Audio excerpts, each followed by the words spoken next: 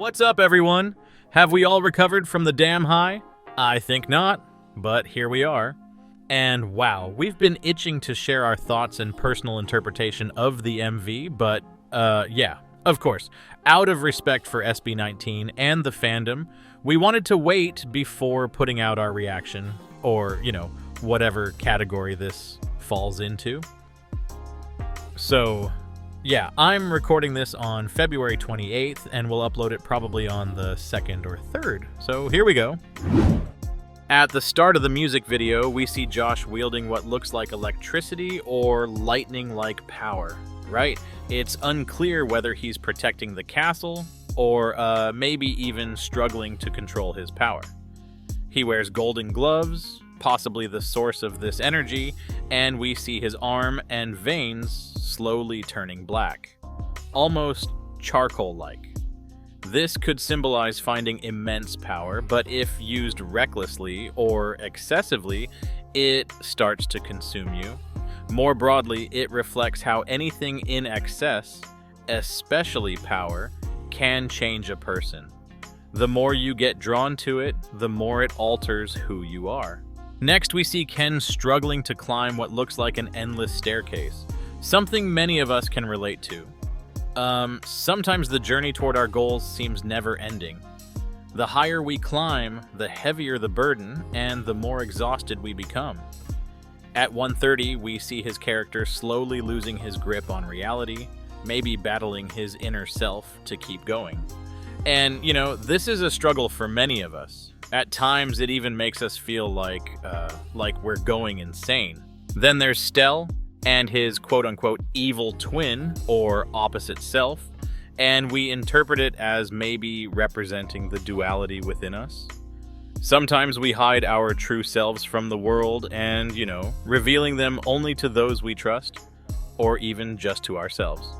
We might conceal parts of who we are so well that we end up unknowingly trapping ourselves. And this is reflected in that moment of staring at his own reflection. We interpret this as life often hitting us hard, making it easier to put up this sort of tough front to avoid being hurt. And maybe we even embrace a more ruthless side because our kindness has been, taken advantage of too many times, until we slowly lose touch with who we truly are. Then we have Justin's character, on the other hand, seems to be the wise and composed one, and in hindsight he appears blind, but after thinking about it more, it seems like his character quietly observes, seeking knowledge for, the greater good. And yeah, we'll dive deeper into his role in a bit, as the scene quickly shifts to Pablo discovering that the real Stell is trapped inside a mirror.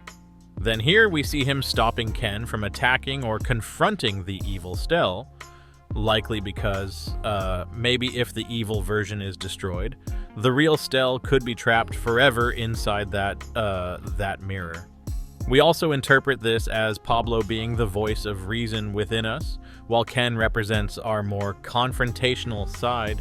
Sometimes we want to confront something head-on, but our rational side holds us back, reminding us to look deeper, believing that there's still good in everyone, and that maybe we just have to give them that chance, or that we just need to dig deep enough to find it. Alternatively, this scene right here can also apply to the fandom itself. Kind of like when a troll pretends to be part of the fandom, stirring up chaos and clouding real fans' judgment and all that. But eventually, we recognize them for what they truly are, just disruptive, rotten people trying to disturb the peace. So, yeah, that's another way we interpret this part. Okay, now going back to Justin's character, he now seems to have figured out what needs to be done to break the, let's say, maybe the curse plaguing the land. And we see him attempting to summon his powers, but falling short. This could represent SB19 pushing their creative boundaries in the past, only to realize that they still needed more experience to truly level up and achieve their full potential. Then we cut to Pablo walking toward a throne and a sword, but he is suddenly stopped by an earthquake, maybe likely caused by Justin summoning his powers. This moment reminds us of an interview where Pablo shared that their previous management initially told him that he'll be a solo artist, and he didn't envision himself in a group back then. We interpret this scene as him being on the verge of maybe taking the solo path, but ultimately being redirected by fate toward a much greater purpose. If he had taken the sword and claimed the throne, he might have ruled the kingdom. But would it have revived the tree? We'll never know. Next, we return to Josh, surrounded by treasures and gold. He is led toward what appears to be a book of knowledge, and for this interpretation, we'll just call it that. And yeah, instead of taking the riches, he returns to the castle with the book in hand. This could symbolize SB19 choosing, wisdom and experience over the allure of fame and fortune. Arguably, they could have taken the easier route and made money early on by following industry expectations, but instead they chose the harder, more meaningful path. Justin then opens the book and realizes that in order to restore life to the tree, sacrifices must be made, and that ultimately they must give themselves up for a greater cause.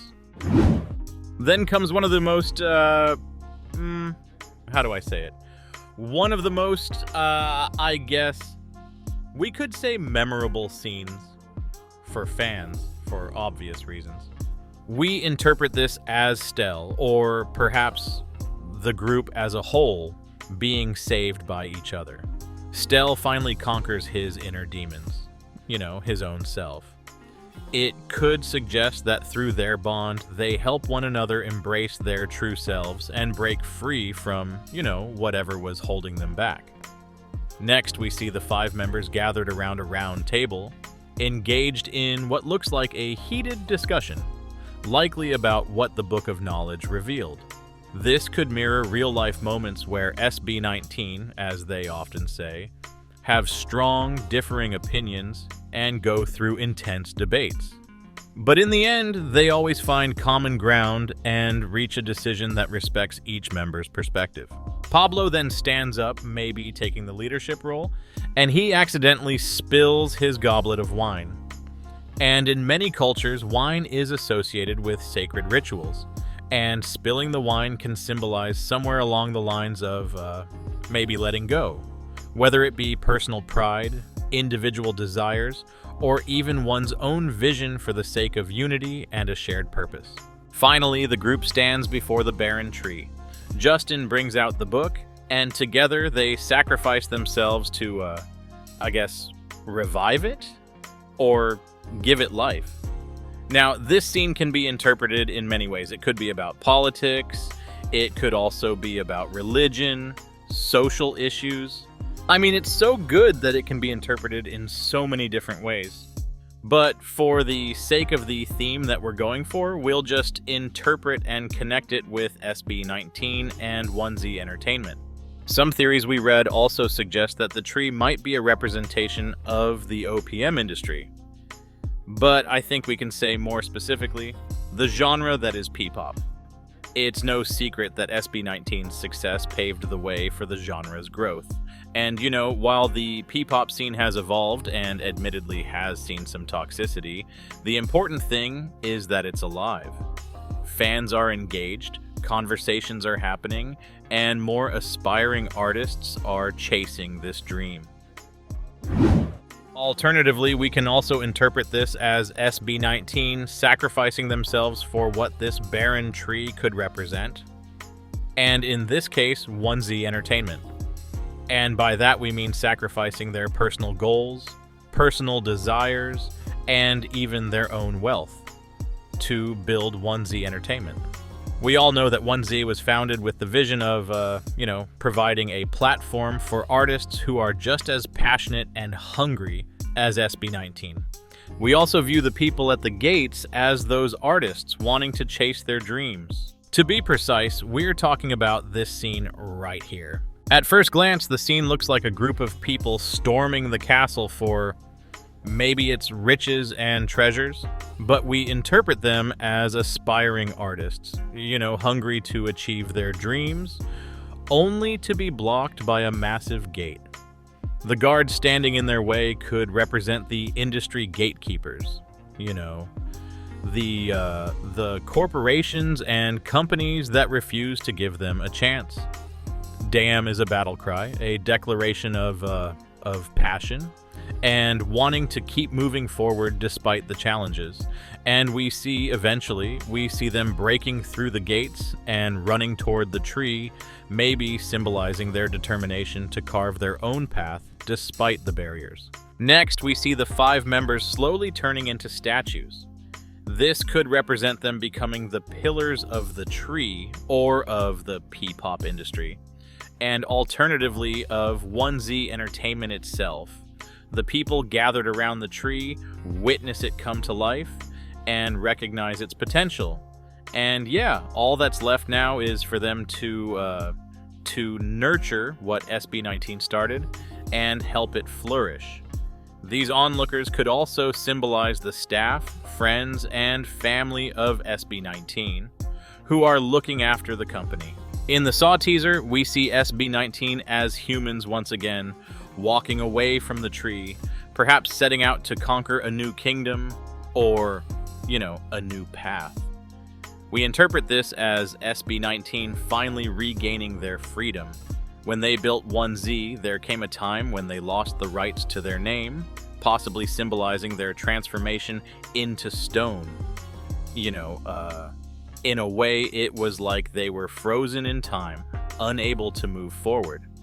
But as time passed, with the help of those who nurtured this tree, they reclaimed their name, returning to their original forms.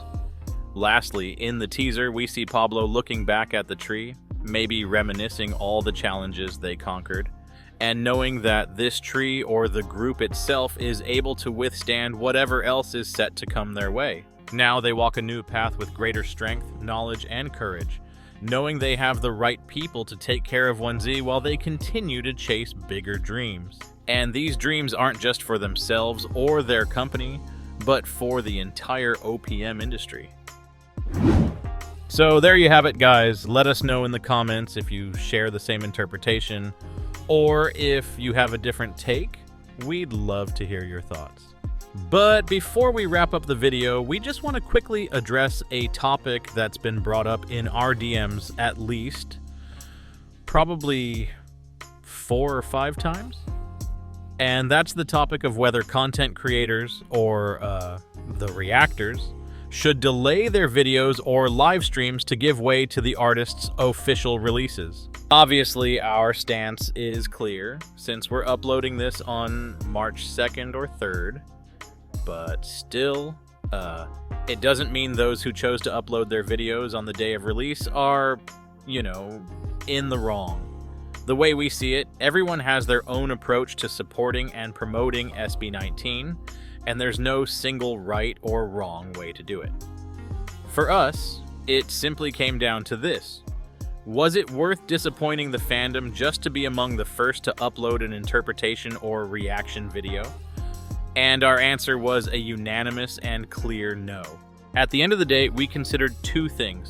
First, our channel wouldn't be where it is now without SB19, without 18. So we definitely want to respect the wishes of the majority. And second, and most importantly, we were fans first, long before this channel. With this comeback, we wanted to fully enjoy being 18 and celebrate this milestone without distractions. And honestly, I think I can speak for the rest of our team when I say we didn't really realize, we didn't realize just how fun streaming parties were until we joined in for the fandom's 24-hour streaming goal for Damn. I mean, sure, we got sleepy at times, but, seeing the view count hit 1 million, then the next million, and then the next, it was exhilarating.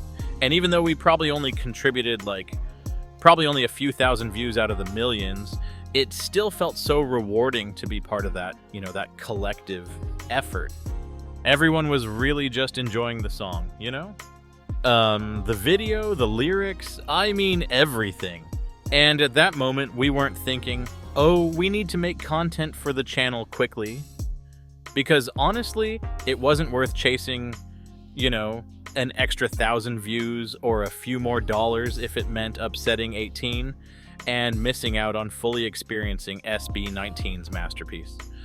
At the end of the day, the ones who are watching reaction videos and interpretation videos like this one are 18. So it didn't make sense to disappoint the fandom, to disappoint you guys. And most importantly, it's not like Damn is only going to be relevant in the first 24 or 48 hours. The song is here, SB19 is here, and they will be here for so many more years to come. So, yeah. With that, we're wrapping up this video. Thank you so much for watching, and we can't wait for the next song drop, because we all know it's going to be another fire track. See you guys around, and let's keep streaming!